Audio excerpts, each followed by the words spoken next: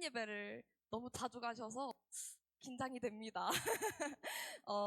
오늘 우리가 함께 볼 말씀은 하나님의 공의와 사랑이라는 말씀으로 로마서 3장의 내용들을 묵상해 보고 싶습니다. 2026년도 벌써 1월이 끝나가고 있습니다. 새해에 좀 새롭게 다짐하고 계획하신 것들 올 1월 달 어떻게 잘 지켜나가고 계신가요? 저는 항상 늘 하는 다짐 중에 하나가 있습니다.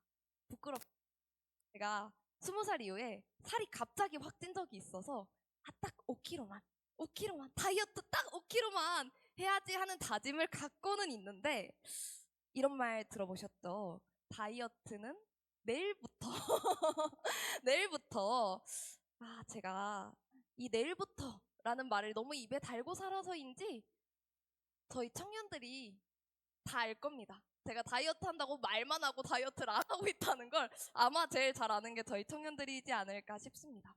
이렇게 다이어트는 내일부터라고 하는 말부터 내일부터 하자라는 이런 말은 사실 저에게는 다이어트 성공 확률 0%에 달하는 말입니다. 그런데 저에게 다이어트와 비슷한 게 또 한 가지 있습니다. 그게 뭐냐면 바로 신앙입니다. 제가 20살 초반에 마음에 꼭 붙잡고 살아가는 문장이 있었습니다. 매일 아침 핸드폰을 켜서 읽었던 문장인데 오늘 하루를 최고로 거룩하게 살아보자. 오늘 하루를 최고로 거룩하게 살아보자. 지킨 적이 있을까요? 없습니다. 단 하루도 저는 이 거룩하게 살자. 최고로, 최선으로 매일의 하루에 거룩해보자라는 이 말씀에 단 하루도 100% 성공했다고 말할 수 있는 날이 없었습니다. 부끄럽지만 돌아서면 연약함과 불안, 죄가 늘 저와 함께 있었던 것 같습니다. 그리고 여기 앉아 계신 성도분들도 100%의 거룩함을 유지하며 살아가는 분은 아마 없으리라 생각합니다. 이런 우리 연약한 신앙인에게 하나님께서 어떤 길을 열어주셨는지 오늘 말씀을 통해 함께 묵상해 보도록 하겠습니다. 여기 제가 한 가지 질문을 먼저 드리면서 시작해 보고 싶은데요. 나에게 십자가란 무엇입니까? 나에게 십자가란? 민수 형제님과 눈이 마주쳐서 들어보겠습니다. 민수 형제님, 나에게 십자가란 무엇입니까?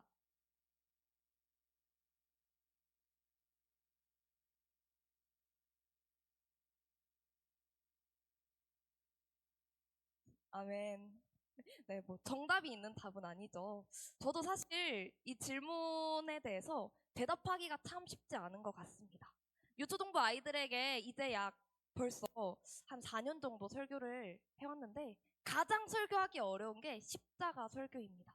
왜냐하면 이 십자가에 대한 이야기는 물론 인간의 언어로 표현하기 어려운 너무 깊고 큰 사랑이기 때문이기도 하지만 십자가의 이야기가 사실 앉아있는 그리스도인들에게, 교회를 다니는 성도들에게 너무 흔합니다.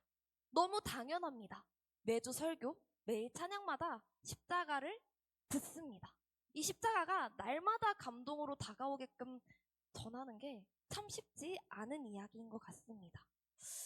그러나 여러분, 십자가는 지식의 영역이 아니라 비밀의 영역입니다. 말씀을 한 구절 같이 보려 합니다. 고린도전서 1장 18절과 또 22절, 24절의 말씀입니다. 같이 한번 글씨가 좀 작은 것 같긴 한데 같이 한번 읽겠습니다. 십자가의 도가 멸망하는 자들에게는 미련한 것이요 구원을 받는 우리에게는 하나님의 능력이라. 계속해서 읽겠습니다.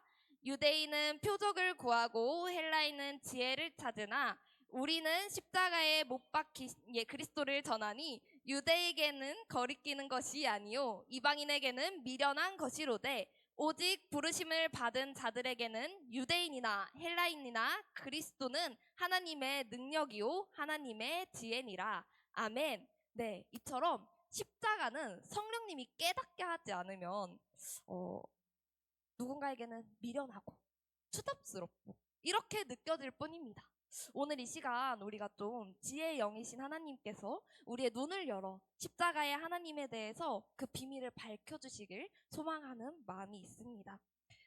갈라디아서 2장 16절 말씀과 로마서 3장 28절의 말씀을 통해서 본격적으로 말씀을 들어가 보려고 하는데요. 이 두 가지 말씀도 함께 읽도록 하겠습니다. 사람의 율법의 행위로 말미암아 의롭다함을 얻은 것이 아니요 오직 예수 그리스도를 믿음으로 말미암아 의롭다함을 얻고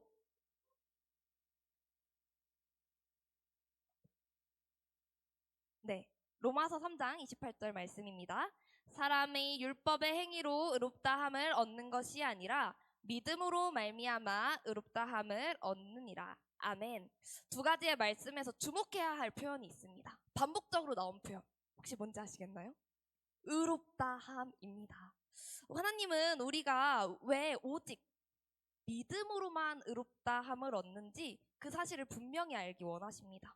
그렇다면 의롭다함이 무엇이며 우리가 왜 십자가에 집중해야 이 의롭다함에 대해 알 수 있는지 지금 함께 묵상해 보도록 하겠습니다.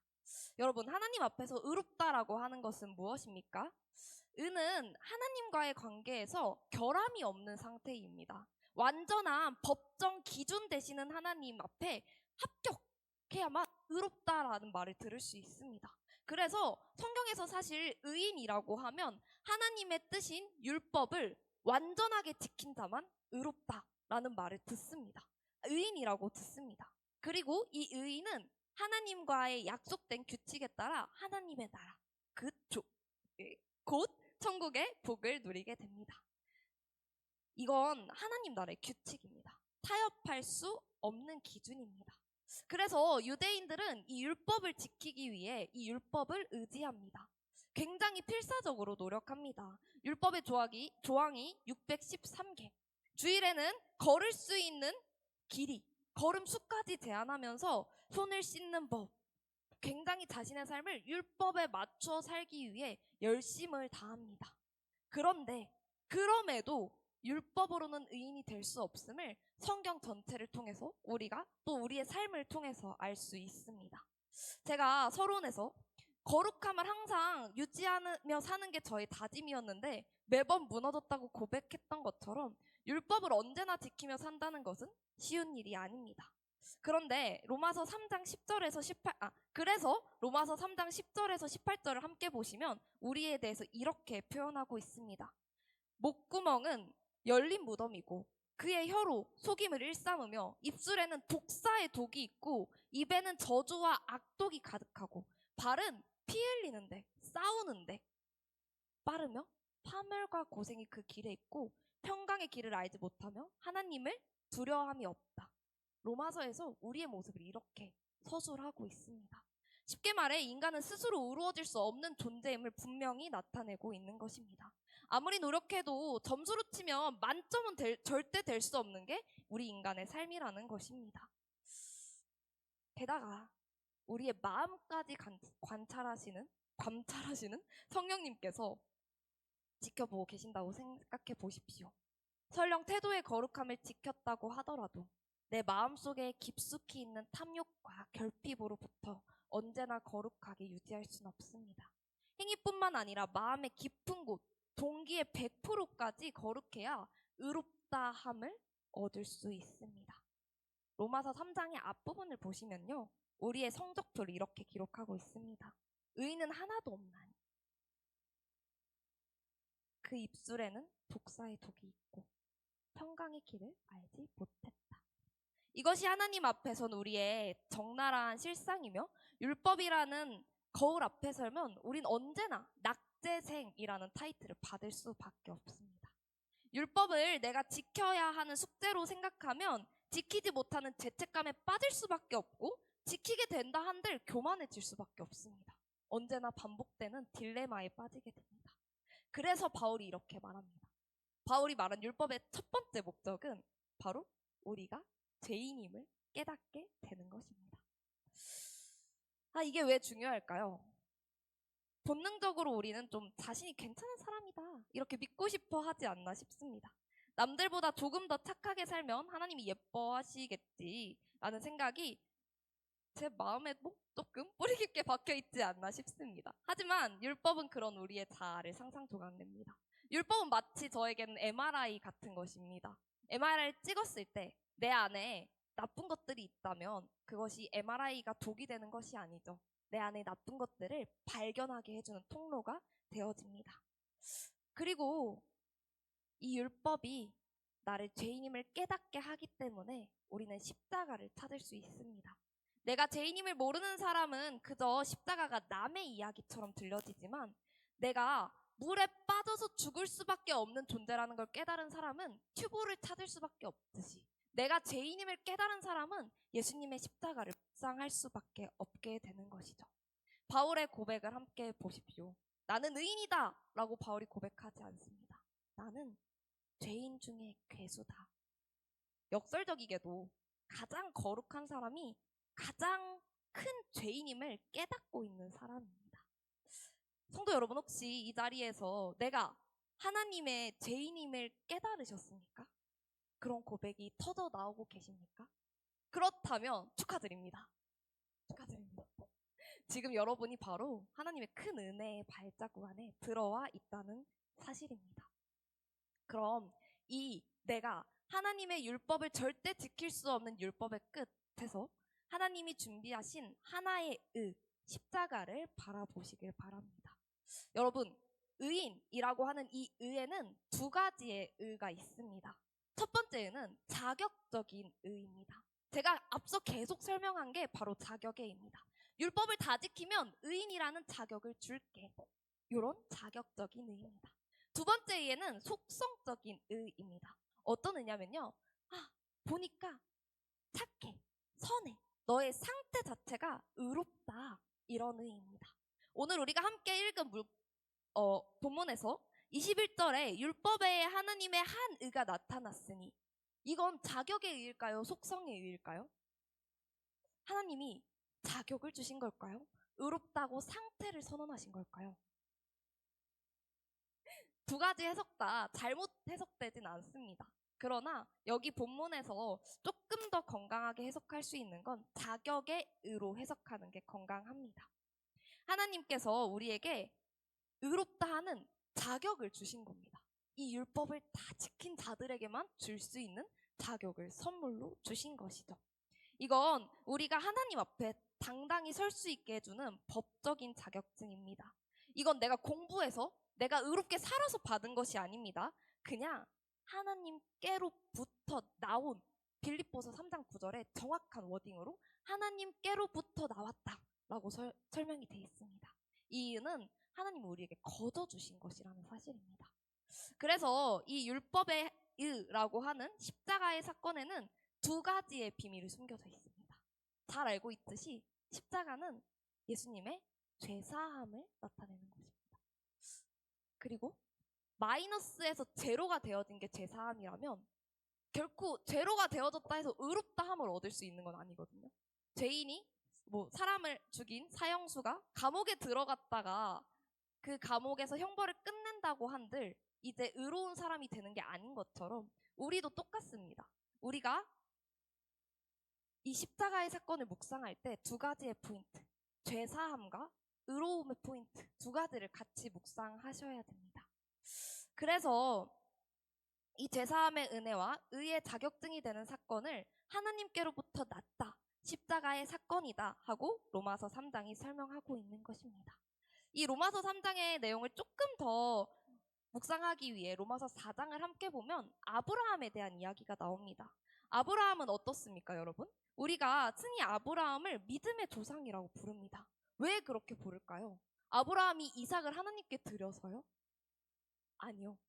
아브라함은 창세기 15장 6절에 보면 그냥 하나님의 약속을 믿었을 때, 아이를 낳을 수 없는 절망의 상황 중에서 하나님이 약속하신 걸 그냥 믿었을 때 의롭다 하나님이 말씀하십니다.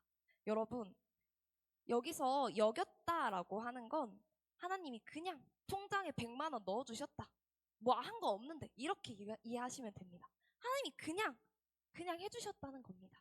그냥 주셨다는 겁니다. 믿었기 때문에.